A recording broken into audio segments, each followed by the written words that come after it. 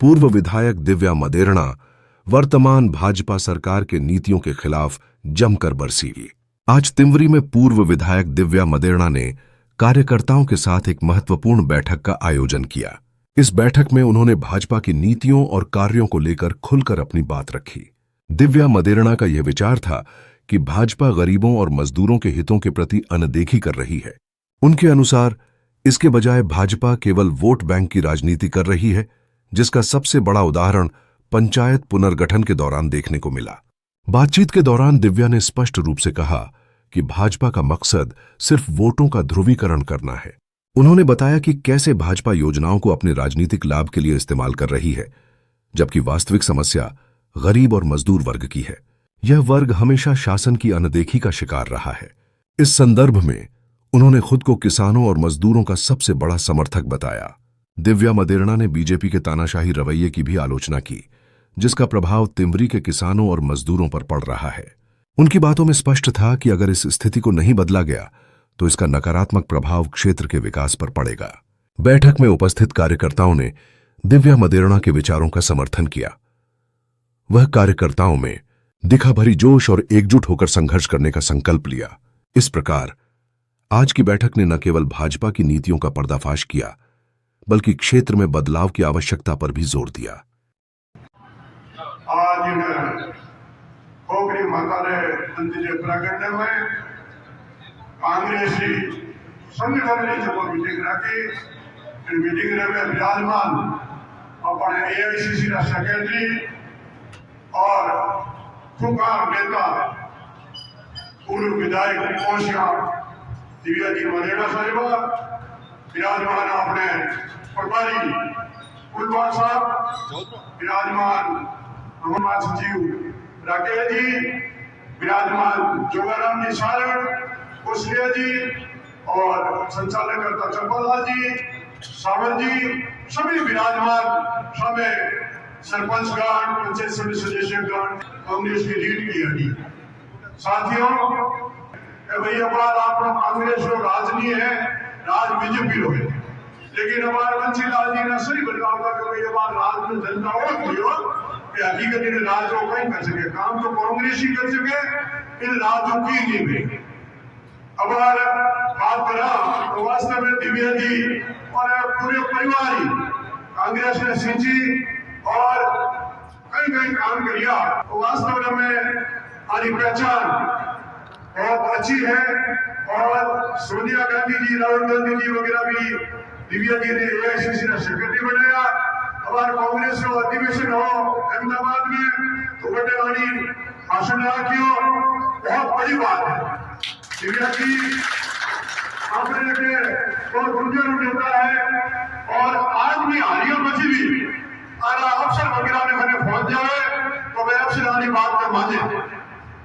इन वास्ते एड़ा नेता चाहिए, अपने एड़ा भूखा नेता वे अबार भी कोई काम नहीं रुके और वास्तव में नहीं रुके, क्योंकि परसों भी मदेरणा साहब को लगान मई बात की हो, चाहे दिव्या जी हो, चाहे बिल्ला जी हो, कभी भी टेलीफोन जावे तो कोई टेलीफोन नहीं रुके।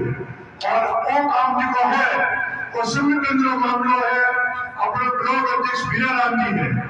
वीराराम जी कभी उन्हें मीटिंग हुई ओशिया में और अटे हमें चले मीटिंग है कि वीराराम जी ब्लॉक अध्यक्ष है।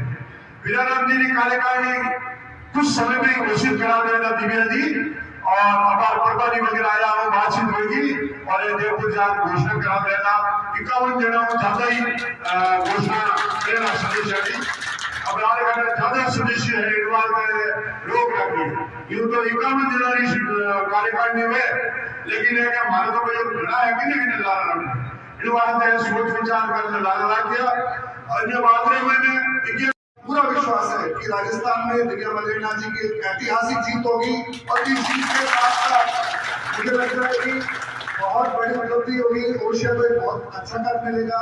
मैं तो आप सभी से ये निवेदन करता हूँ कि ये प्यार, सम्मान और एक जो संगठन आपका इसी तरह मिलता रहे और आगे बढ़ता रहे तो 100% ओशिया की जीत।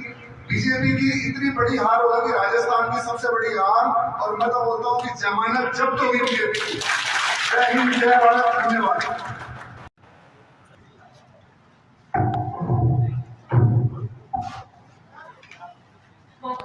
के इस प्रांगण में आज चेरई की ब्लॉक की इस मीटिंग में सर्वप्रथम हमारे युवा ऊर्जावान प्रभारी भाई अरविंद जी कुलवाल, हीरालाल जी अभी संगोष्ठी में चले गए हैं, राकेश जी भी, ब्लॉक के अध्यक्ष वीराराम जी सांखला, पूर्व ब्लॉक अध्यक्ष चेरई घंसीलाल जी कछावा, पूर्व जिला परिषद के सदस्य जोगाराम जी सारण, पूर्व सरपंच कौशल्या जी,